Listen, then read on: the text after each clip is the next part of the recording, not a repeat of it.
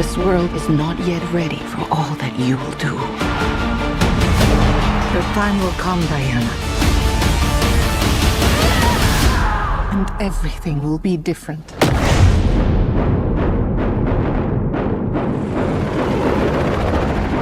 Citizens of the world, I'm here to change your life. anything you want, anything you dream of, you can have it. You look like you saw a ghost. Diana, look at you. It's like not one day has passed. I don't want to be like anyone. I want to be an apex predator.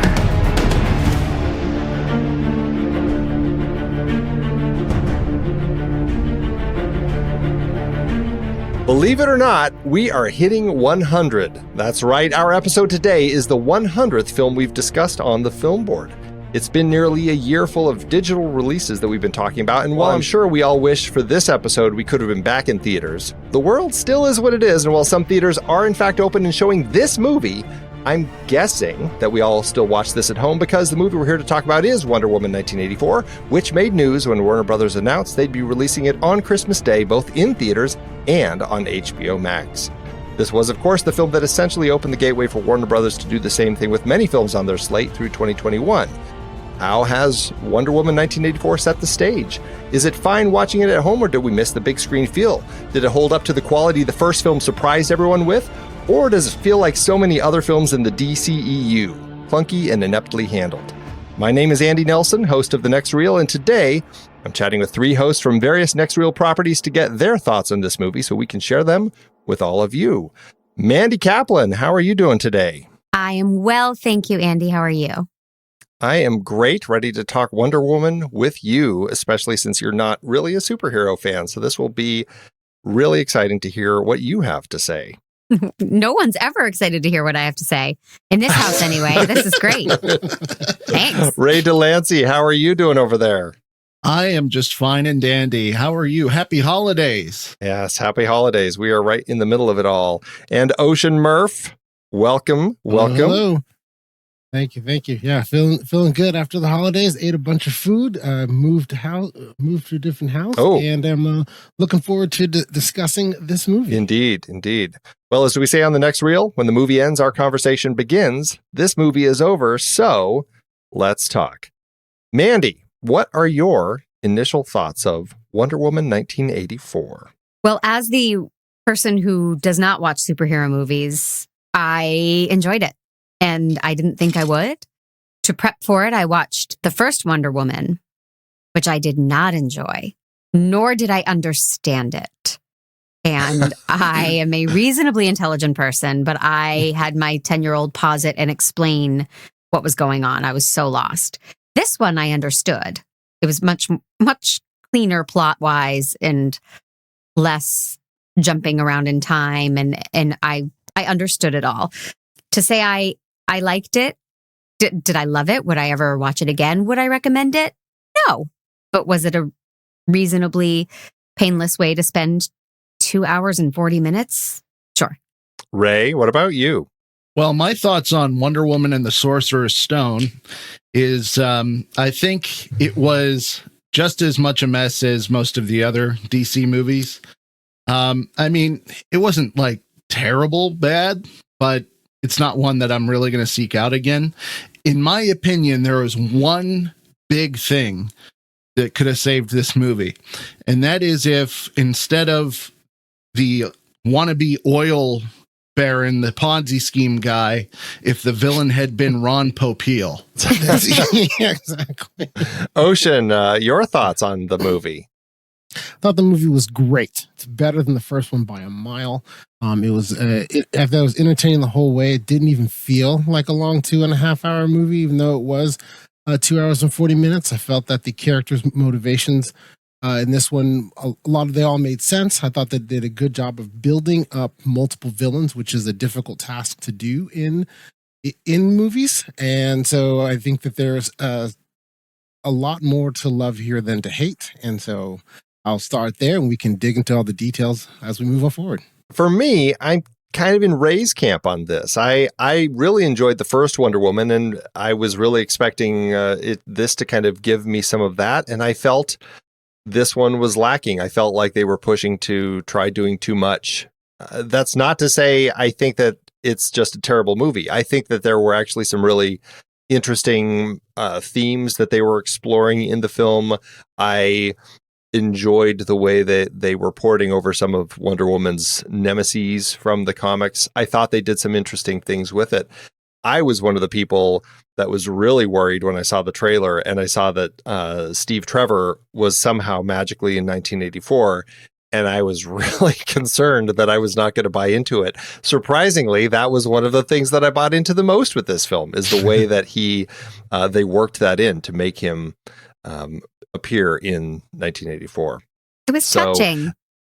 It worked. I think it worked. It worked. I think that there's definitely going to be a lot to talk about with this. Clearly, we've got a varying set of opinions with this film. Before we jump into the movie proper, let me just start off by saying, did any of you actually go see it in the theaters, or did you all watch it at home? Home. I watched it at home. For me, it was an enjoyable experience to see it that way. I don't know that, I think this movie's big enough and the visuals are big enough that it would have been enjoyable to see in theaters, but I do count myself among the people that are like, well, I'm not going to rent out a theater yet. So until then, I don't know that I'm going to go. What about you, Mandy? Where'd you watch this? Home. At home. And Ray? Home. Did it feel like it was hurting us to watch this on the small screen, or as Warner Brothers plan with HBO Max, do you think that's going to end up working? For me as a film fan, it depends on the movie, because I think there are certain films that I'd rather see on the big screen. And then there's other movies like this one, for example, for me personally, where I couldn't care less which way I see it. I mean, I'm not an action movie person whatsoever, as we know. So it's fine on the small screen for me. And this is way too personal, but I have a tiny bladder. And when I go to a movie, I have to pee like 4 times during a movie. So it's so much better at home for me. So I can pause it and go pee. You can have those bathroom breaks built in. That is the best part about watching a movie at home. But yes. And so I think the HBO, just getting back to your answer, the HBO Max thing, I think will work tremendously, because I think that really there is the enjoying the experience of seeing a movie with a large group of people. Right. Yeah. In the theater. And until we're at a point that that everybody's comfortable with doing that, the fact that it's not in a theater, I don't think is lacking. I mean, the big visuals and the big audio that you get from the theater, you miss that for some of the larger movies, but that's going to be a small sample size of movies as a whole. And so I think that, that you don't miss as much doing it on the small screen. Well, one thing that I think is worth noting is the fact that it's only going to be on the streaming service for a month. So right. I mean, sometimes you get movies that stay in theaters longer than a month. So who knows? Well, I mean, Tenet certainly did. It was in the theaters for, they ran that for a very long time just to try. Isn't it still in theaters? I think it could be in some, but I know it's already out on digital. So. Yeah. Well, it's an interesting movie to kind of kick this whole thing off, and I think it will work for Warner Brothers. I don't know why it wouldn't. Obviously, the partnership they have with HBO Max is going to be very fruitful, and I think they'll make a lot of money doing it both ways. And, yes, I do wish that I could have seen this on the big screen. There were some action sequences that I feel I may have enjoyed a little more for the first time on the big screen, but I don't think it's going to be a problem having to watch some stuff like this on the small screen, at least at this point. Maybe it's because I wasn't as much a fan of this one, but well, let's start talking about the movie proper. We start with the Amazons. I know that was a very exciting part of the original film when they had so much of the story of Diane as a child and then kind of growing up and her life with kind of on the hidden island, as it were, until Steve showed up. What were your thoughts on kind of kicking it off that way? I mean, is it here only because it was such a critically popular piece of it, or do you feel like it's benefiting the story quite a bit? My personal opinion, and I'm a cynic, is that Connie Nielsen and Robin Wright had a deal and they were guaranteed to be in the next one, and so they had to force this in. It felt unnecessary. It felt beautiful. The cinematography and the CGI were pretty, but including I don't know how long it was, a 12-minute sequence of a little girl running. I just feel like that was, to me, one of the prime examples of like the first movie was so wildly successful that no one was going to say no to Patty Jenkins this time around. So when she was imagining the sequence and I'm going to blow my wad on this sequence and everyone was like, okay, do whatever you want. It was so interminable to me and unnecessary just to get to the truth is everything. You're right. And that there's obviously that point, but is it hitting us over the head too much? Could have been a that lesson flashback. kind of, to Could go have through a been whole her 12 saying, minute. my aunt always told me the truth is everything. We just didn't need it. So that's my cynical opinion. Yeah, I think the scene is great. I kind of do. I think I'm kind of on the halfway point with you, Mandy, with the cynical. It did feel kind of like, Connie Nielsen and Robin Wright needed to be in the movie, so here's their scene because and so that it did feel a bit like that. But and also there was, for me, it was kind of even when I'm watching it, I'm going, well, so at 8 she's already better than everybody. Right, like shouldn't there be like some have growth over time where she gets, she improves and gets better, not just she comes out the gate she's one of the best. But so I agree with kind of that. I get and agree with that negative part of it. I enjoyed the sequence. I thought the sequence in the scene was very well done.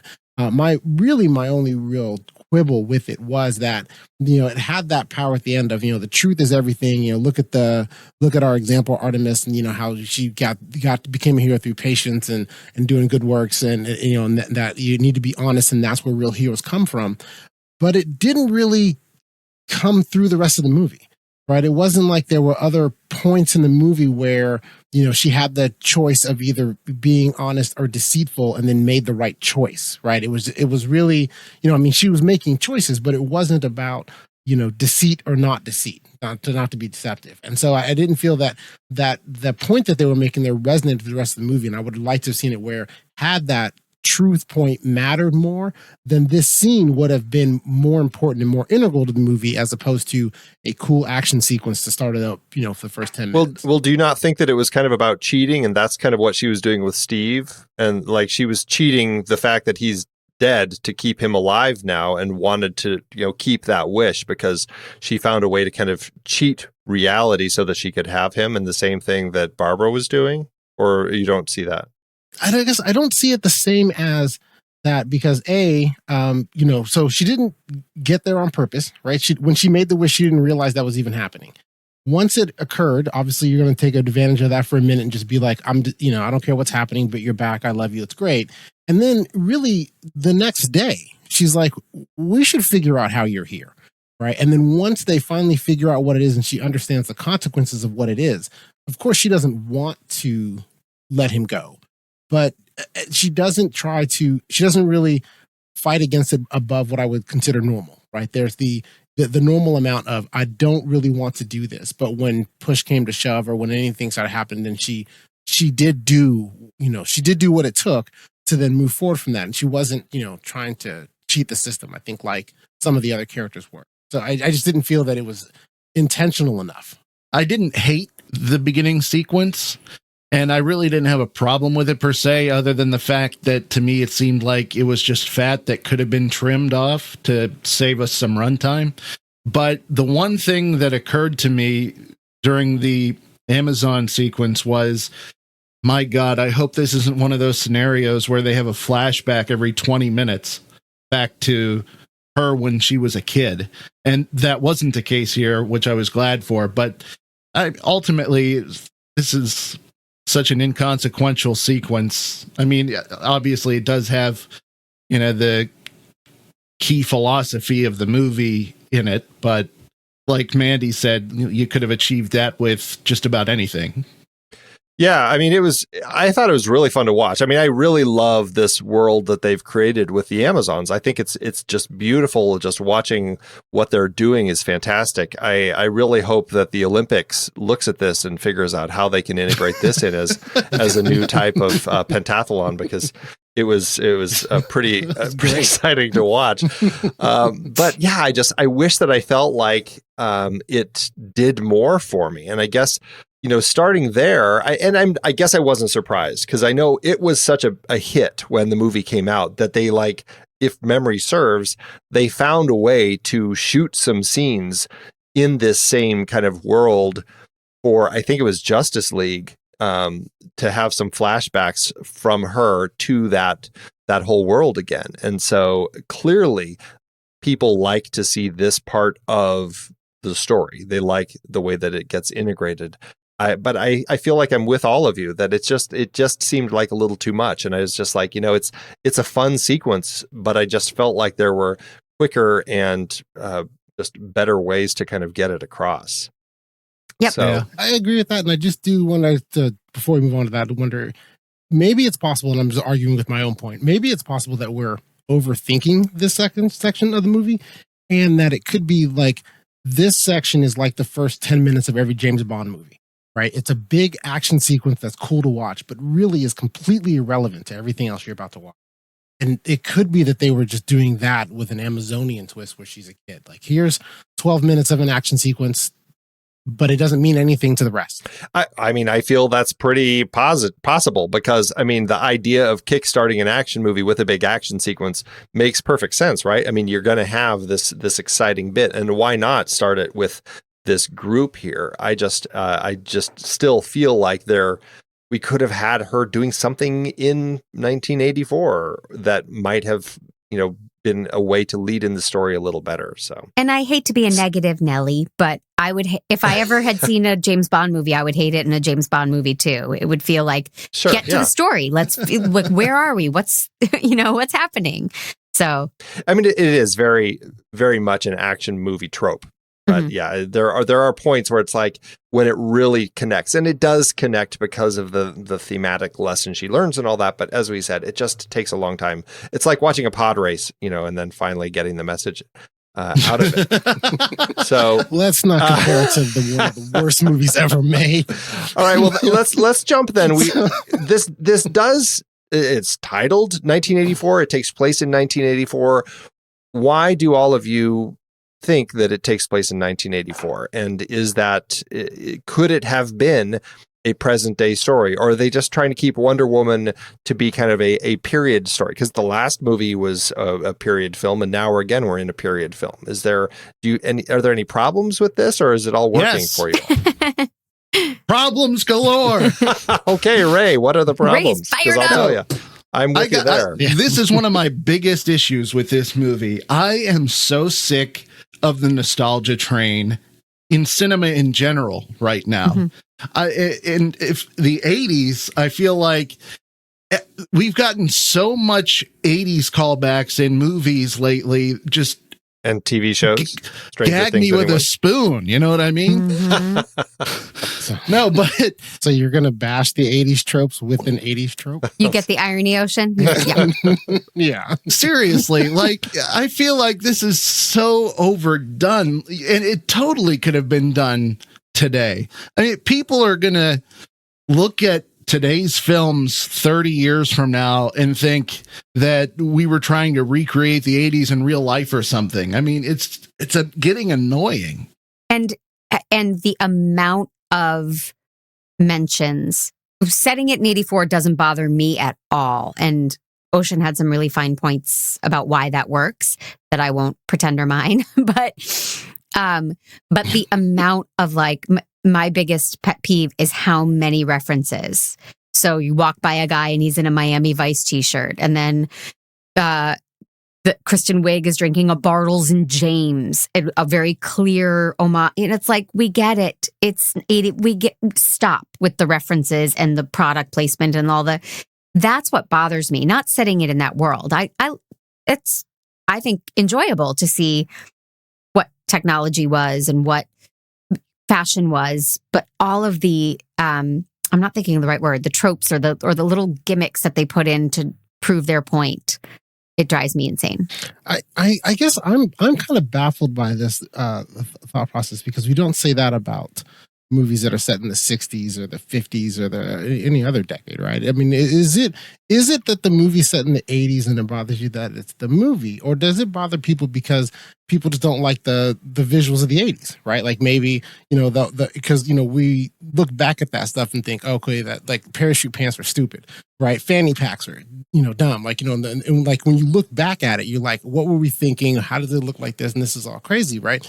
But and so to me, we can talk about why I think the movie's set in the 80s, and I think there actually are a few good reasons to do it.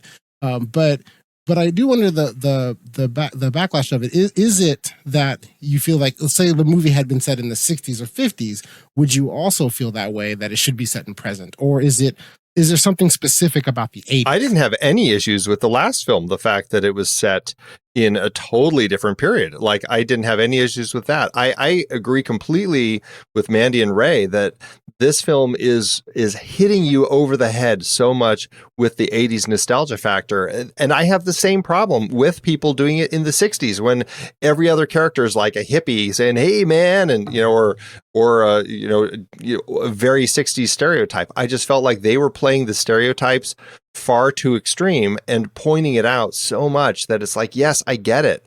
No Country for Old Men it took place in 1980, but nobody goes and says, oh, they were overdoing it so much in that film, because they put it in a period and they just let it be in the period without having to have a frickin' wardrobe montage that just was like, oh God, did we need to go there? That was like one of the worst things in the film, the fact that Steve had to have a little wardrobe changing montage.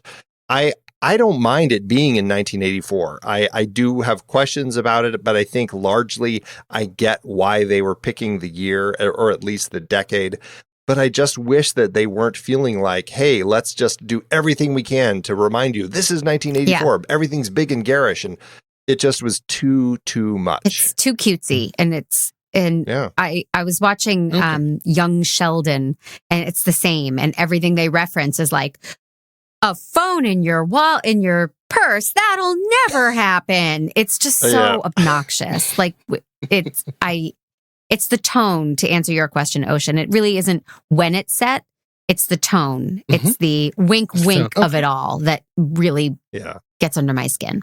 Okay. Well, I guess while I didn't quite definitely react to it the same way you do, I will concede that the comedic effect of the wardrobe montage could be very much hitting you over the head with the 80s. But I think it made, as far as the movie goes, and pivoting back to that, as far as having it set in the 80s, I think some of it made sense in the 80s to make it where what the characters decide to do makes more sense in that decade versus the present time, as far as, especially with the villain, the fact that it's based around oil.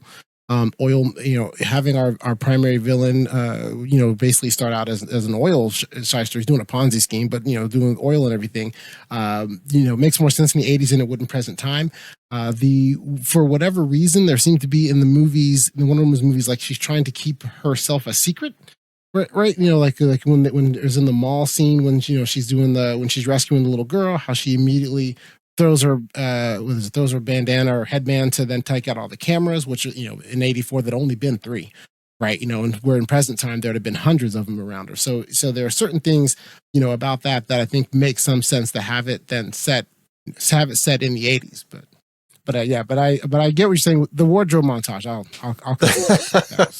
no one can argue that. That was a bit much. Yeah. I can't defend that part. Tell me if I'm wrong, but to me it seems like there are so many movies that are set in the 80s as opposed to other decades these days, and it just seems like the 80s in general is overdone.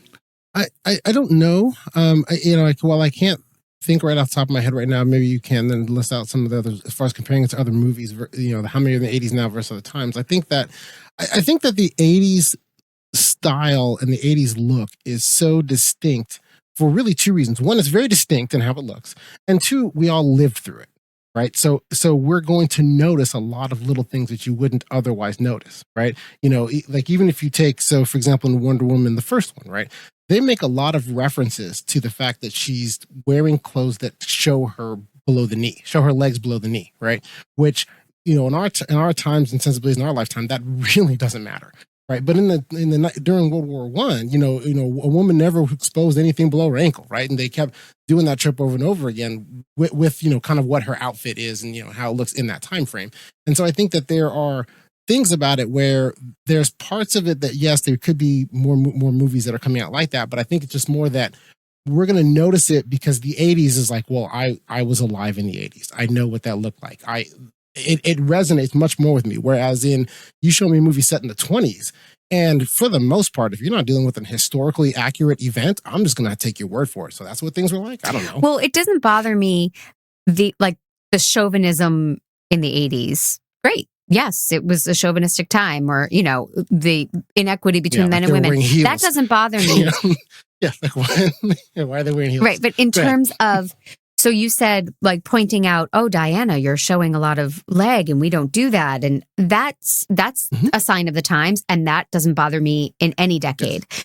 But if the 19-teens were like, Coca-Cola, it's this new product, everybody should try it, and they kept doing product placement and gags, that's what gets me going.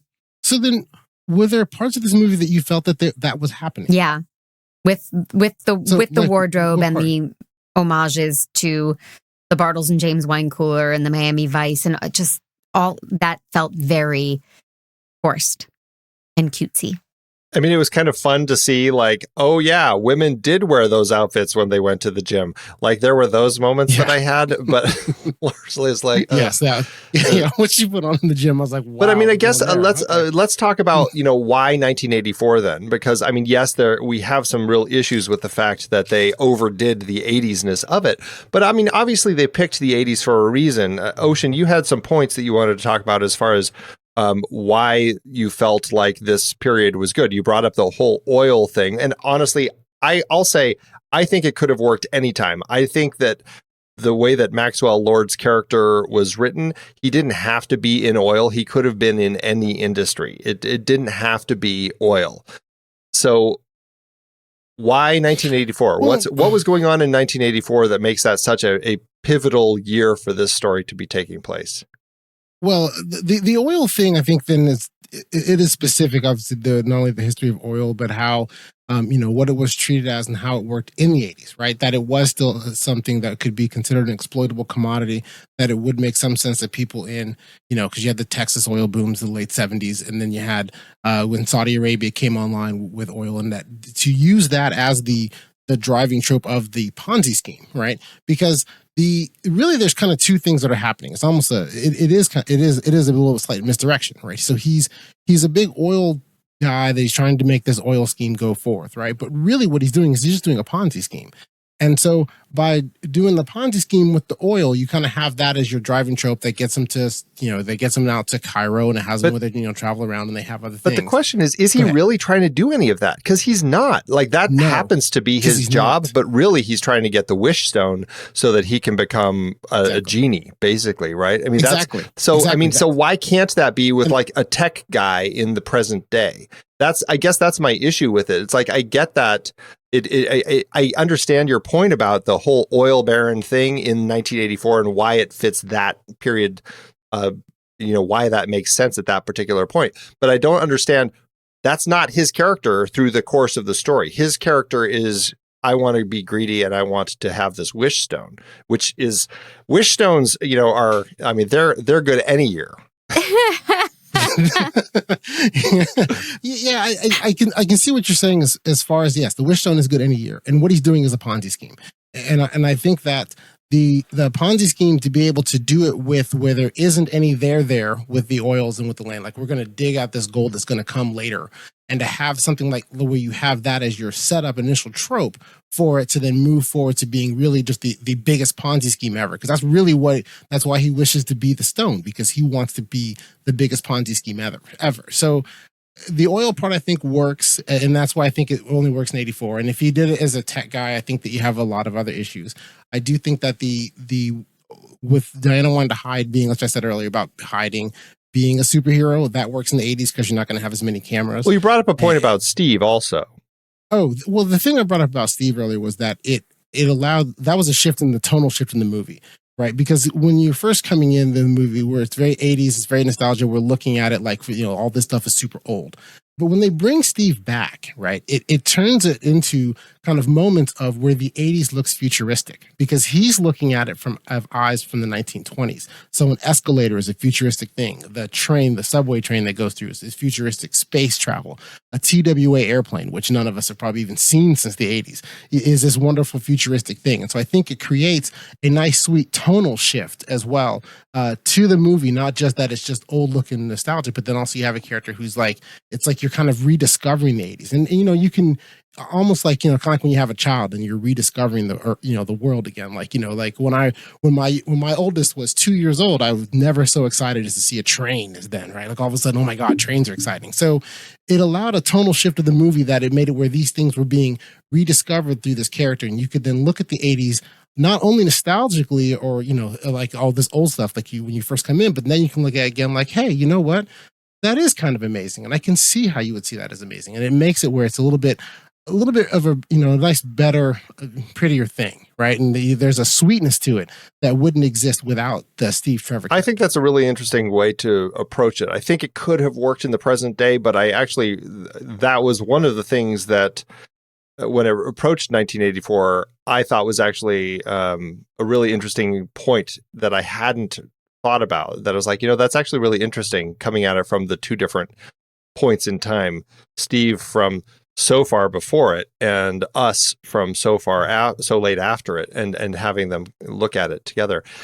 Mandy, what are you about, you know, just the 80s and like the Reagan era and greed and all of this sort of stuff? I mean, are you feeling like that ties in any way here? Well, first and foremost, it highlights that Chris Pine is dashing in any decade, really.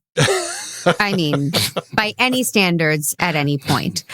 Yeah. Even with a fanny pack. Even with a fanny pack. But I think that the 80s were known as that decade of greed, that Gordon Gekko Reaganomics time.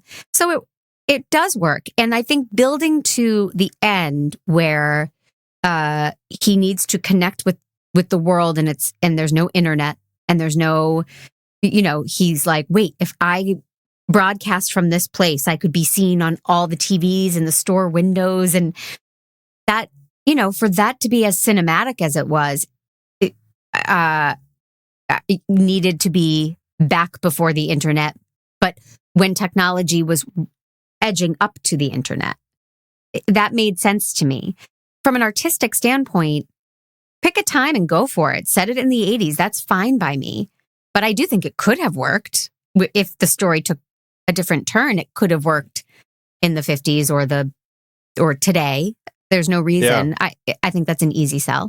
Ray, what about you? Does it, I mean, do you feel like these themes of the 80s, just the greed, the Gordon Gekko era, I mean, is that working for you? Because I know you already were having issues with 1984, but if you look at it that way, does it start feeling like it's making sense, or does it still feel like they didn't do enough to really make it click? To be honest with you, I think that those themes are eternal. I think that you can see them in spades just about any year in history. So to me, there really was no reason specifically to have it in 84, but I totally see where you're getting at there. Well, and I also was wondering, like, why not 88? Or why not 82? Like, was there something with, and obviously they just had to pick a year, but I was like, is there something about 1984 that they were specifically honing in on? And I guess I wasn't quite sure what that was. Maybe there is something, but... You know, yeah, maybe it sounds good because of the Orwell book. And you know what? I am so upset that they didn't have any kind of George Orwell gag in this movie. Well, yeah, so maybe it sounds good because of that. I think you did need to have, while smaller points in the movie as a whole, 84 makes more sense than 88 because the Cold War still needs to be happening. Having, even though they didn't have Reagan be president, but having that era of presidential, that area of presidential politics and that era of geopolitical strife and, the Cold War really going on, I think was important. Nuclear weapons needed to be a common thing that was a real threat that people thought were going to happen. So I think that when you look at some of, kind of the direction of the Ponzi scheme, where it went, the presidential, when he started going to the president to try to get other things. And then I think Mandy made a great point about that.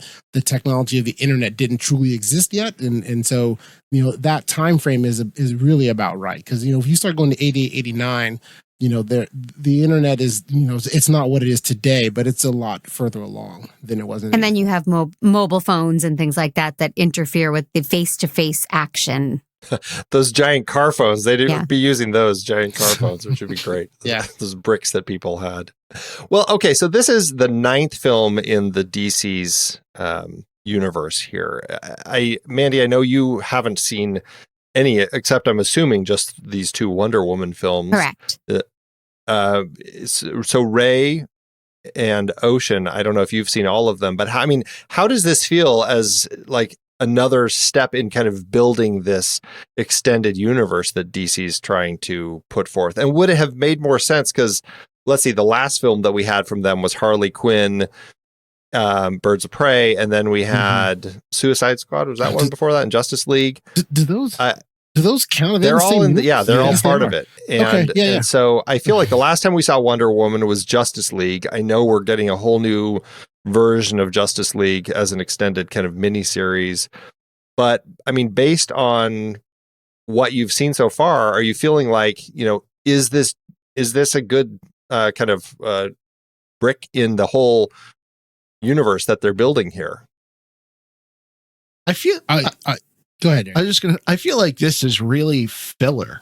I feel like looking at the DCEU universe on a whole, it doesn't look like it has much to add to any kind of overarching story or anything.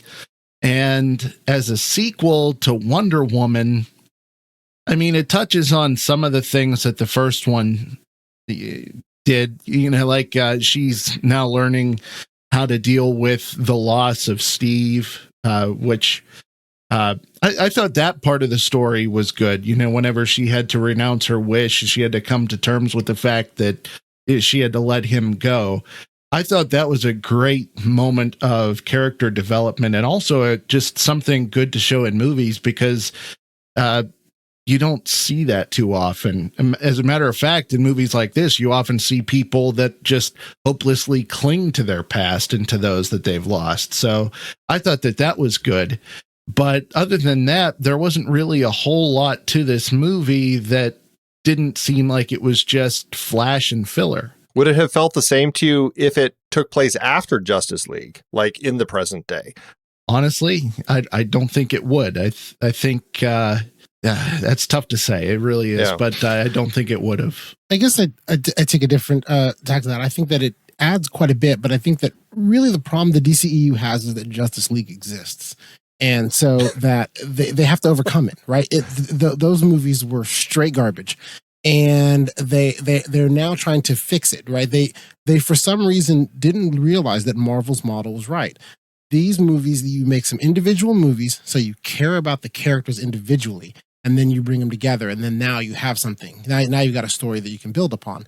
I think that this does add to caring more about Wonder Woman as an individual, right? She's kind of more well-rounded, right? The first one, the origin story, she grows up, she's in the Amazons, and then she just basically fights a war of credits, right? And so you don't really necessarily know too much about her as a person or an individual, where in this one you see many different facets of her personality. You see not only glimpses of how she works professionally just with regular people. There's her love with Steve Trevor. There is more superhero actiony stuff, but then also there's kind of her interactions with while they're kind of a little bit corny, but I go with it, like the interactions she has with kids when she's saving them and stuff like that, and it's all nice and cutesy, right?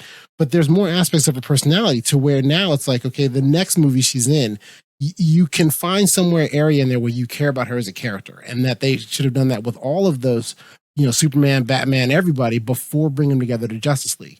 The fact that Justice League exists means you now need to make about 10 movies to get the bad taste of that out of your mouth so that you'll accept this whole universe. All right. Not a fan of that one, I guess. Yeah. Were any of you Wonder Woman comic readers? Like, I don't think I've ever picked up a Wonder Woman comic. Have any of you? No, but I No, watched the show when I was a kid. The Linda Carter that's show. my experience. Yeah. Exactly. That's my experience with Wonder Woman. And how great was it seeing Linda Carter pop up? It was wonderful. And she's still gorgeous. Yeah, she was great. And that was like a perfect way to do a cameo. Mhm. I just thought that was fantastic, having her show up as Asteria. Mhm. I was doing some research on the comics. So I remember Cheetah because I watched the Justice League, the animated show when I was a kid.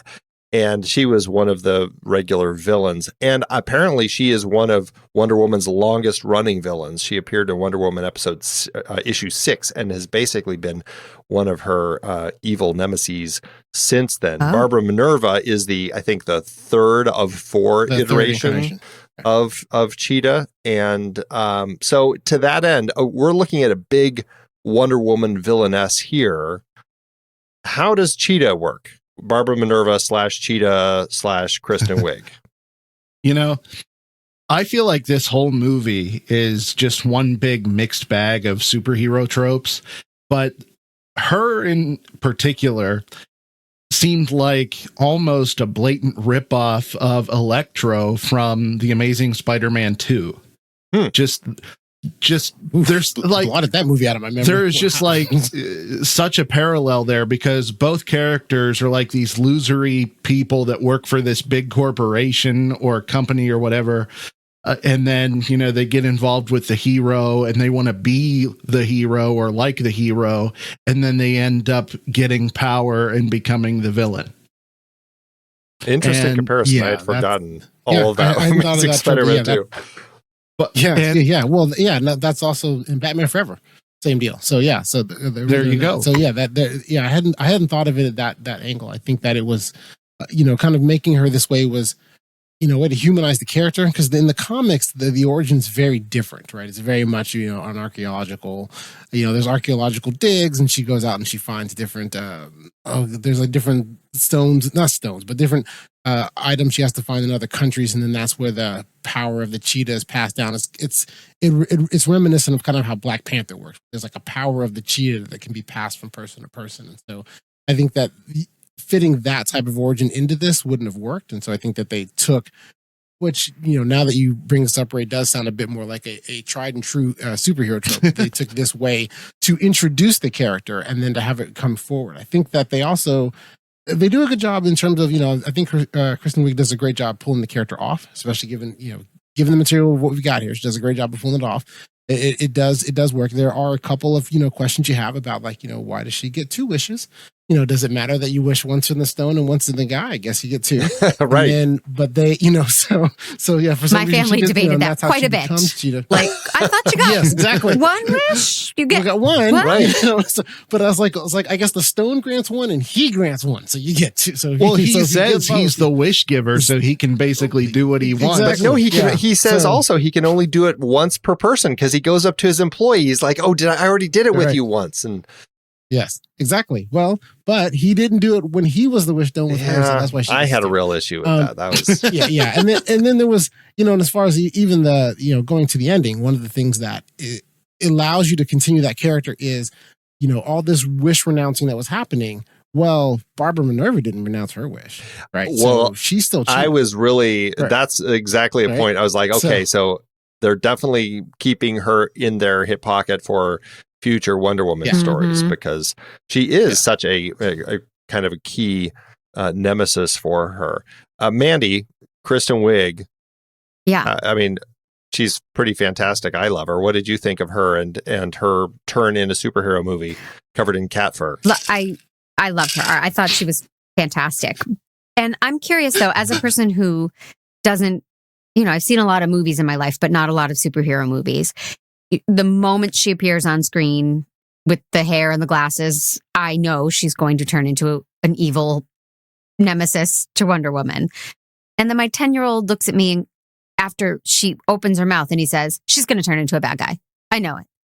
Now, is that part of, so it's like that builds your excitement because that's going to happen because they did nothing to hide it. I mean, I've only seen a few superhero movies, but I always know what's going to happen. Is that part of the fun, or is my 10-year-old a genius? I feel like No. it is one of those things. And I mean, I think superhero films definitely take a lot of the kind of the big kind of archetypes and use them to their advantage to tell these much grander tales of the gods, as it really kind of is when you're dealing with these kind of powers. And I feel like because of that, we're seeing a lot of that right out of the gate with Kristen Wiig's character of Barbara, where she has this, it's clear she's, a character who's a little geeky, a little, I guess some might, say that she isn't quite up to snuff as far as, the level that the other characters are. Even though we know she is, she just doesn't believe it in herself, right? She feels less than.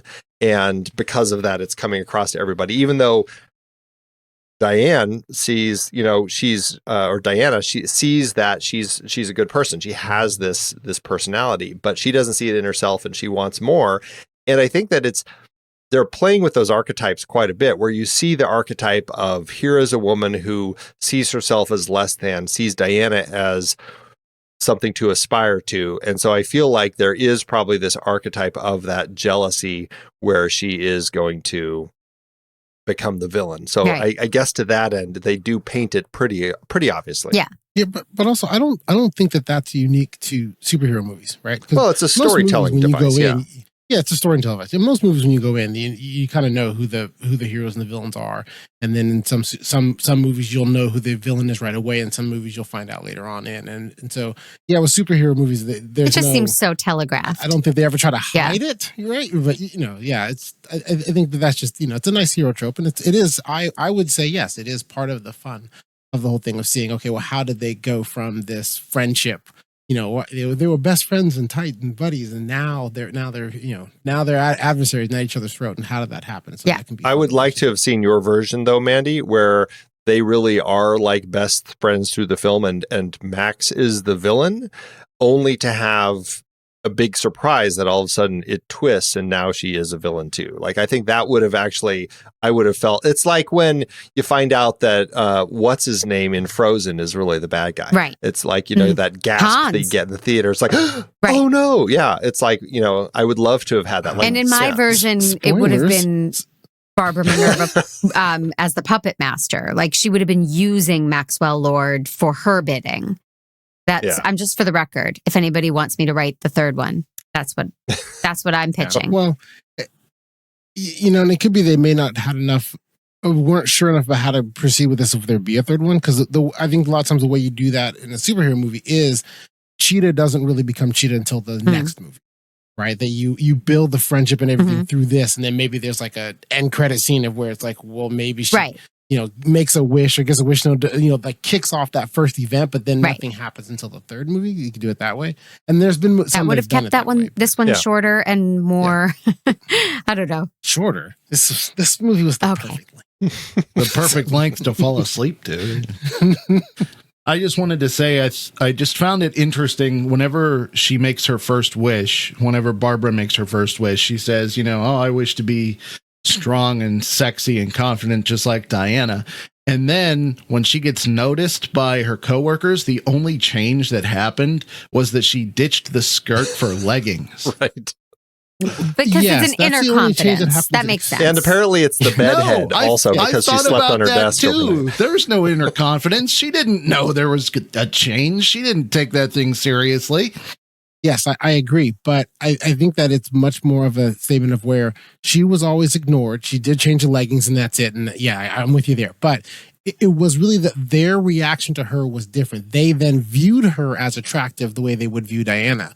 Even though Diana could walk around in anything, right? And they'd be like, oh my goodness, she's, gorgeous, most beautiful woman I've ever seen. That she was getting that reaction, even though she was walking she hadn't done anything special that she had on, was wearing. And I think that the change wasn't in her. It was the wish caused a change in the other character. Yeah. The whole way the wish stuff worked, it was a little sketchy at times. Like, sometimes it seemed to make certain things happen, and then other times it's like the president is like, how did I get here? I was just in a different place, and all of a sudden I'm back at my desk. And I'm like, it seemed like we started really stretching what these wishes were doing, which, I mean, walls magically appearing and stuff. I guess it's the nature of the wish stone. It started feeling a little like they were really just finding ways to stretch it just for the story points and everything. And to that end, let's talk about Maxwell Lord, Pedro Pascal's character. He has been a supervillain since 1987. So he's a much more recent villain, but he's definitely been kind of this businessman type of character that has been around for quite a while. How did Pedro work and this character of Maxwell Lord? How did it play out for you all? I thought he was fantastic. I don't know him, but my husband and son were freaking out because he's the Mandalorian, I guess. You mean the actor? No, I've never seen him before.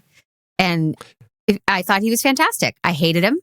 He was, awful and over the top in a fun way. I liked him a lot. One of you brought up the televangelist idea of the 80s, and I felt like he's very much that TV huckster sort of character that we were getting, not necessarily in the religious sense like a televangelist, but certainly that huckster who is trying to sell you goods, through TV, and just very schmoozy, just kind of cheeseball sort of character. But I found him to be actually a more interesting character. I was actually really interested to see what they did with him involving his son, how his character evolved. What do you think, Ray? I really liked what he did with what he was given with the character. And like you said, the thing that I liked the most was his interactions with his son, Alistair, because this kid is obviously starved for attention. All he wants in the world is just to spend time with his dad. And his dad is completely oblivious to it and thinks that the answer is money and power, and doesn't realize until the end that he just needs to be a decent person. And well, that was another inconsistency in the wishing. The kid was like, Papa, I just want you here with me. I wish you were here with me. And nothing happened. He wasn't But he was through the screen. The whole thing was through the screen. Make your wish, whatever you wish. And they all came true through the screen. Mm-hmm. Right? Okay. All the people. Oh, and then, but didn't he already get his wish though? Yeah, whenever he was physically he was like, with "I his wish dad. you greatness, Papa," or whatever. Yeah, exactly. Yeah. He wished it. I wish we could spend time. Of course, in my world, he's in Fiddler on the Roof, calling him Papa. I don't think that's a real thing. Yeah, but. So, you're right. Yeah, no, he's like, I wish we had time together, and then that's when he got his wish from there. And so. Yeah, I think but that was it. But then Kristen Wiig got two wishes. I'm just saying, the wishes were inconsistent. Right, but if the son had wished against the stone first and then him, because really, if you think about it, I think Diana had an extra wish coming too, right? That she could have gotten the second one had she talked to him. Maybe they could have figured something out with the Steve thing, with the second wish. But yeah, I thought that whole dynamic between he and his son. I thought he did that really well. I thought I bought into that hook, line, and sinker, just his obsession with greed and power. And then finally, at the end, coming to the realization that he just needs to be a good dad, and he needs to just offer his time to his son. And I know that's been used a lot in other movies or TV series or whatever, but it's one of those things that doesn't get old if you do it right. Yeah. That dovetails into one of the things that I had a slight issue with, and so I wanted to get your guys' opinion on it. Because so in the end of the movie, effectively, right? So so Maxwell just, effectively renounces his wish, right? And then he goes back and he's kind of back with his son. So he's created this massive amount of chaos and damage. But he's just like, oh, I renounced my wish, and I'm not going to hang out with my kid. And that's it, right? And there's no consequences for his actions in any significant way, right? Maybe he lost his money, but you don't even really know, right? That that he really didn't have any consequences. And also, even conversely for the cheetah character, right? I mean, she and one of them get in a fight at the end, and then that's it. She's just unconscious. She's laying there. She doesn't renounce her wish. So in the movie, really the two, because you have the two villains, right? At the end of it all, they don't really have any consequences to their actions. And so was I the only one that was a little bit bothered by that it seemed to be that everyone was just like, oh, my bad, never mind. Well, it's because right? Superman like, spins the planet backwards and rewinds everything, right? Oh, so he did that off credit. Oh, okay, he did it off camera. I didn't see that. Exactly. All right, my bad. Okay, so now it makes sense. Right, exactly. No, it really is an issue with the film. And, it's not like I have to see full consequences for everybody. Honestly, I'm not worried about Minerva. I think the fact that she just kind of disappears from the story, it's exactly what you get when you're setting up a villain to be a return character in other movies. So I really wasn't surprised that we see little of her. But as far as Maxwell is concerned, it's like, do I need to have seen him? I mean, it was great seeing him reunite with his son. But yeah, maybe he should have, then the authorities should have been arriving only to pull him away. I don't know exactly the way that they would make that play, but I feel like they could have done something just to show some, repercussions for this particular character who did an awful lot of damage in his short period of time. He basically almost ends the world. Yeah. Right. And so, well, that's what's always happened with the Wish Stone, right? I mean, in each society that's had it, their society has been destroyed. And so I guess that, because he was reaching everybody in the globe, that would have been the end of civilization as we know it in that particular point in time. So sure. Yeah. I don't know. I feel like there should have been a little something. Well, more than just looking at what becomes of the characters, I wish they would have addressed what became of the stone, if anything. When he renounces his wish, does he now completely cease having the stone's power? Does the stone become a physical thing again? Is the stone destroyed? I was expecting a shot of the stone like lying somewhere that, the stone is back and, now somebody, I mean, who knows where, maybe at the bottom of the ocean, but like the ring, Gollum was just waiting to pick it up at a point in time in the future or something, where we have this item again, this god Dolos had created this thing, and it would have made sense for there to have been some way to kind of wrap that up. I mean, all it needed was a shot of it for a couple seconds to really kind of give us that. Did it bother you at all, Mandy? No, I was so ready for the movie to be over. I was like, yay, okay, ba-da-da-da-da-da. We talked a little bit about Steve coming back. I mean, largely, does that play as something that makes sense in context of the story, having Steve Trevor appear in 1984? I think the biggest mystery to me was why he didn't just come back from the dead as opposed to come back in another person. I just thought that was weird. Because then it'd be a zombie movie. What if though? Like in the context of, well, and I guess that's what are the limitations of these wishes? Because then all of a sudden I feel like it's Disney's Aladdin. I can't bring people back from the dead. It's like, it's never brought up that you can't do that. You can kill people with it. It allowed for the convenience, like then that didn't become the story, right? He comes back as this other guy. So he has clothes, apartment, he's got everything, plug and play, let's go with the rest of the story. But if he had risen from the dead, it would have been like montage. Right. But if he had risen from the dead, it would have been a bigger, you would have had to deal with that for 20 minutes. Yes. And also to even dealing with, he'd have to die again.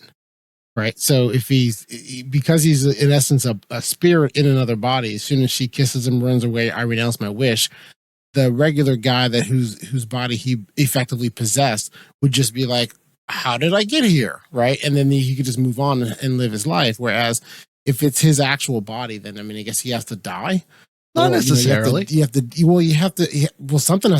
would have to happen to his body. He'd have to die. It could just disappear, fade out.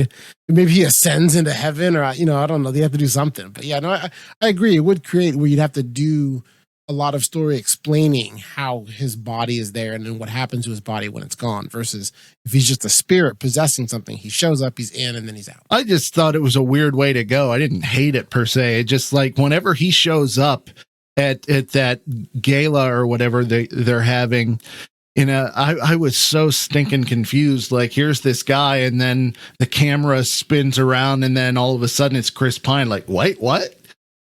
I didn't get it for like 5 minutes, and then I'm like, I think I get it now. Yeah, I ended up liking it. For me, it ended up selling the idea of this whole wish thing. And while I have issues with the way that Barbara kind of resolves her emotions about having wished him, it just felt very sudden, and it didn't strike me as emotional. Like that should have been like an emotional hit to have her have to give him up. I didn't feel that at all, and I was a little disappointed with that. But I was really glad that that's how they decided to bring Steve Trevor back, because it made sense to me in context of this whole Wishstone story. I was like, okay, that was one way where I would have and could have really bought into all of this. Did anybody watch The Flight Attendant? No. You mean the television show? Okay. No. There's a ghost in the show, and I was going to say Steve Trevor could have been the ghost guiding her and advising her through this. Like that. Yeah, they could have done it like that. But then I guess, does the ghost, would that still have tied in with the wish, or could he have always been there? I don't know. And the stakes would have been lower because there's no risk of losing him again. Does she get to kiss the ghost? Because that's really... I can't remember, but there's worked for Demi Moore. It's a hot thing. The ghost in Flight Attendant. I'm just saying. Yeah, it's very, very Demi Moore. And also, I guess to the question I had was, this came up with my wife when I was watching it, was, so there's two things that they did. I think they did really well, and so I'll talk about the second one now, which is most people's interaction with Wonder Woman is the television show, right? If you were in the comics, it was the TV show or even the old cartoons. And it isn't until recently that she has the ability to fly. And so I remember that when people were watching with it, really took them out. They were kind of looking at it like, why is it? How come she can fly? They thought it was a Superman ripoff, and they were kind of wondering. This was like a confusing moment. And so I was curious, did that happen with either of you, anyone else? And that like, did you already know that in the comics Wonder Woman could fly? And if not, did it bother you when she started to fly? It bothered me that she flew for so long. That sequence. So the duration of the scene is what bothers you, not the fact that she could do it. Bring it on. Superheroes getting more powers, sure. And I never really thought she was flying. I thought she was just falling with style. Well, no, tying it into Steve Trevor saying flying, and that's my gift. It's catching right. Yeah. Yes, and she does, get into the appropriate fist out, knee up, superhero flying pose, and then accelerate. So. But I guess I was seeing it where she's like falling, like a skydiver sort of person who knows how to read the airwaves so they can kind of move themselves different directions and whatnot. And then she was always catching something to kind of pull herself back up, whether it was a lightning bolt or an airplane or something like that. So I felt like she never really was flying. I felt like they built it in a way where she was always like pulling herself up and then doing really great drifts for a long time. Okay. That was my impression of it. But they do pull in some other things, like they pull in the invisible jet. And I was really surprised to see that pop up. That was the second thing. Yeah. And I think they did it in a way that made a lot of sense, right? It was like, they explain it real quick. She then does it, and then it's just a nod, and it goes away. They don't. It's not like, well, now we have to explain how Wonder Woman learned how to fly a plane because now she has it. It's more like they just did it to get to Cairo, and then landed the plane somewhere, and presumably we'll never see it again, right? And so I think it was a good way to then incorporate that, since that is part of the lore from the comics, and I don't remember in the TV show. Does she have? I remember. I don't remember it in the TV show, but I definitely remember it in the cartoon. In the cartoons, the cartoon she had it. So so it was a great nod to that, and I think it was a good way of doing it. During that sequence, I kept expecting a firework to like hit the jet and just it explode. Right. No, I didn't expect it, but I'm like in my head, I'm thinking, I hope that happened. Come on. No, it was a fun thing to see. So there were fun nods like that I did enjoy. I mean, okay, I know we're kind of getting to the point where we're going to wrap things up, but let's talk about the themes and just make sure get our read on all of this and how it worked for everybody. We obviously have this whole thing at the beginning set up about cheating and how you can't be great by being a cheater. You don't win by cheating your way to it, as we find out. Even though I never got a sense that she was cheating, other than the fact that she didn't hit her arrow on the little thing. I guess that means she was cheating. But She took a shortcut. yeah, but it's there. That was the weird thing. It's like, it seems like it's there for anyone to take if I don't know. I guess it was weird to me that it was not set up. Yeah. The way that it's set up is a little weird. But so we have this whole thing with cheating and stuff. So she's cheating death by this whole wish that she had to have Steve alive. Barbara's cheating her way out of being who she is so that she can be more and everything. It's kind of that greed and cheating to get more, that they bring up the whole idea of the monkey's paw and everything. How does that work? I mean, does it feel like that they succeed at least in kind of building this thematic story with what they're trying to do here? Obviously, they set it up at the very beginning. I mean, it's very in your face that this is the message of the movie. Whenever Robin Wright takes her aside and like, oh, no, you don't get to throw your spear through the hoop because you cheated, you cheater McCheaterson.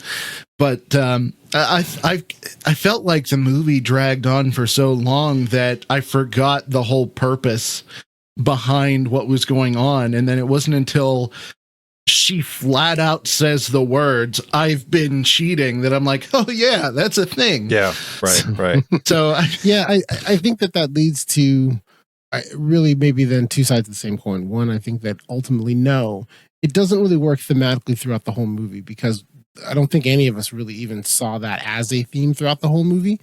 And so I think that one, it doesn't work as a theme since we didn't see it. But then also I think two is that, well, maybe that's not the theme. Right? Maybe that first scene was just a throwaway cool action sequence. Well, but they say it pretty specifically. I feel like they do. It's pretty clear about that. It sets up like that's what you think it is. In which case, then, this operating under that assumption, then I would say no, they don't do well of making that a theme throughout the movie. It was almost like they started the writing process and that's where they were, and then somewhere midway through they changed their minds and went a different direction. Well, I think that it's there. I think that we definitely have this whole idea of, cheating to get what you want, which is what all of the characters are doing, even Diana. And Diana has to let go, and then she has to use her lasso to kind of communicate with the world. So everybody else lets go and realizes you can't cheat your way out of these situations. You have to, you have to face up to the reality of it and live an honest life. And so I thought it was an interesting way to do it. It didn't work as well for me as I would have liked it to. And I guess that's my frustration with it. But I appreciated that it was there. It was a little heavy-handed and it didn't work as effectively as I wished. But I think the main thing that stands out to me was the lasso, right? The lasso is such a weird thing in terms of making it work as a device in the movies, and how with everything going on in the movie, you kind of just accept it as that this lasso can do all these different things. Right? It extends, it extends to extra long periods of time. It has the ability to grab things like she's Spider-Man.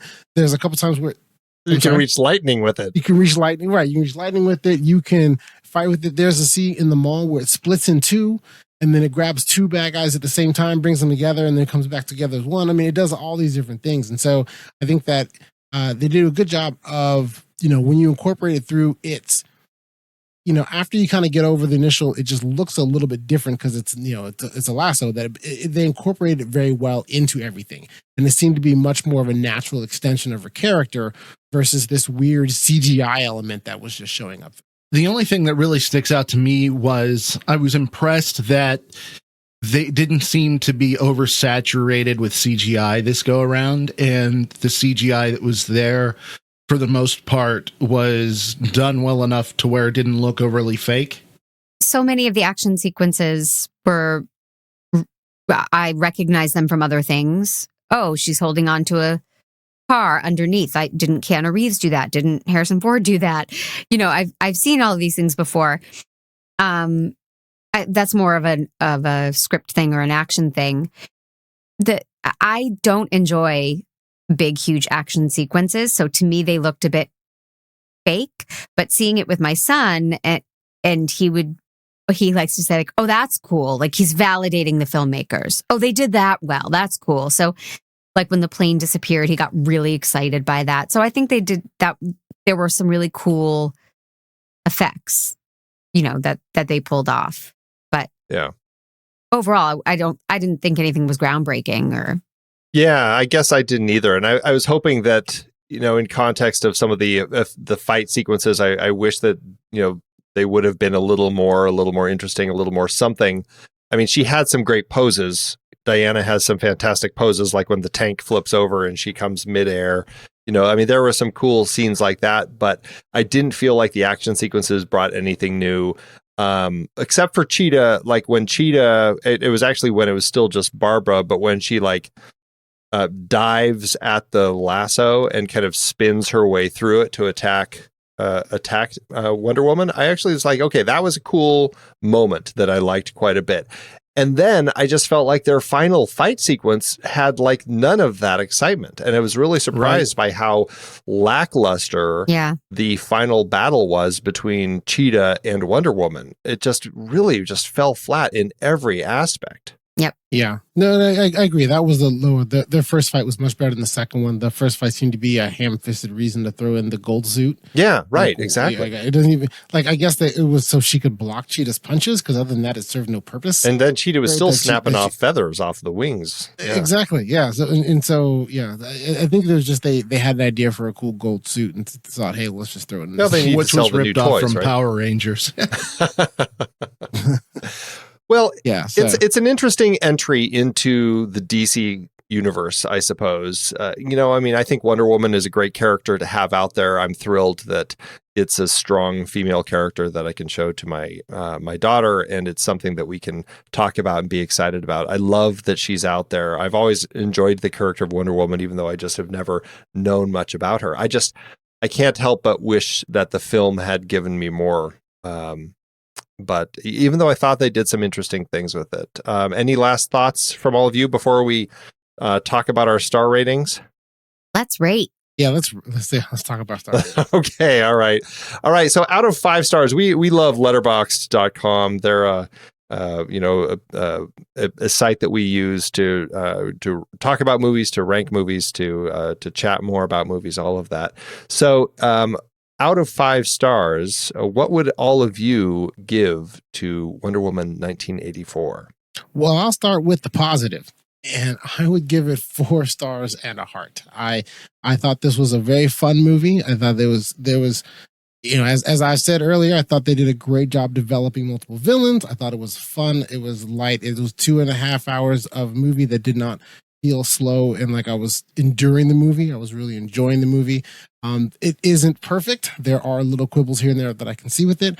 I think that of the DCEU universe, so I'm grading it 4 stars as a regular movie. If it's a DC movie, then it's 5 because most of the DC movies suck. So this is far and away better than most of any of the stuff they're putting out. But yeah, it was a really fun movie, and I'm looking forward to seeing where they go with this moving forward, because I think that it's entirely possible we'll see Wonder Woman 3 before Justice League 2. Well, they've already, right? So I just saw the announcement today that Wonder Woman 3 has been greenlit with Patty Jenkins and Gal Gadot both returning.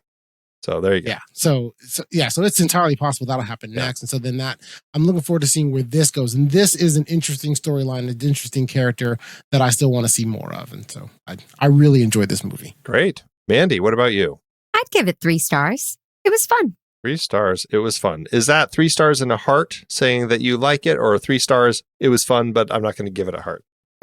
I didn't know hearts were an option. I thought that was just an Ocean Murph trademark concept. On Letterboxd it is, because it's like you can give something like 5 stars, but it's 5 stars, but I would never watch it again, sort of thing, and so, yeah. No, it's 3 stars. Ray, how about you? 2 stars, no heart. And Ocean, I just want you to know that I like Justice League more than I like this. I have a feeling them's fighting words. We can argue that. Oh my goodness, Justice League is so bad. I'm not saying Justice League is good, but I like it more. Oh my goodness. I mean, it's unnecessary. I'm not even going to start. We can talk about it later. Justice League is so bad for so many reasons. I can't wait for the fights on Discord about this.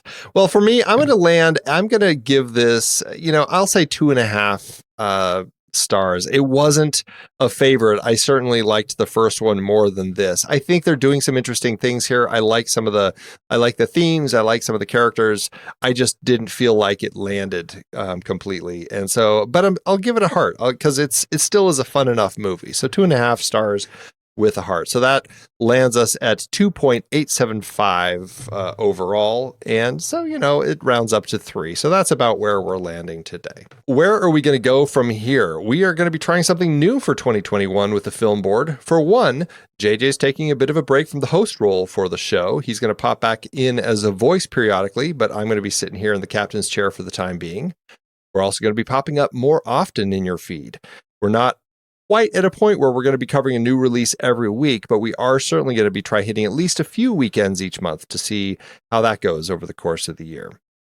With that, however, we don't know completely what we're going to be talking about in January 2021. We have some definite ideas, but because of the ever-shifting release plans and the decisions, is it going to be in theaters? Is it going to be streaming? We likely won't be making the announcement for each episode until a few days beforehand, or at least a week or so, once we really can pin down something's going to be released digitally, because that's largely how we're going to be watching stuff for the time being still. As always, though, we will be updating our Letterboxd Film Board list for the 2021 lineup as we lock things in, so just check over there if you want to make sure you are up on what we're talking about each month. Also, don't forget to join our online community with fellow movie lovers. You can learn more at thenextreel.com/discord. And if you're interested in supporting us to help keep the lights on and get some great benefits while you're at it, you can head to thenextreel.com/membership. Thanks so much for joining us to talk Wonder Woman 1984. Mandy, any last words to say your farewells? I wish that this made me feel like, I'm going to start watching more superhero movies. But it did not. It didn't. No. I'm sorry to have had that be your reaction, but you know what? I'm thrilled to have had a chance to talk with you about this particular film. So thank Anytime. you so much for for the joining podcast. tonight. I'll watch them. Excellent. Well, we'll bring you on the next one then. All right. Ray, thanks so much for joining. Any last little thoughts? Thanks for having me. It's always a pleasure. And farewell, film fans. Ocean, how about you? No, thanks for having me. It's been an enjoyable experience, and everybody should go out and see this movie. It is a lot of fun to watch. It is a great film, and it is a vast improvement from all the other dreck the DCEU has produced so far. Okay. And like Ray said, if you want to catch it, you got to, on HBO Max, you got to do it in the next 30 days or so. It's only going to be about a month, and then it'll just be in theaters only until it's released digitally. So catch it now while you can, and let us know what you think over in our Discord chat group. Well, that's it, everybody. Thank you so much. Remember, the next reel, when the movie ends, our conversation begins. Happy New Year.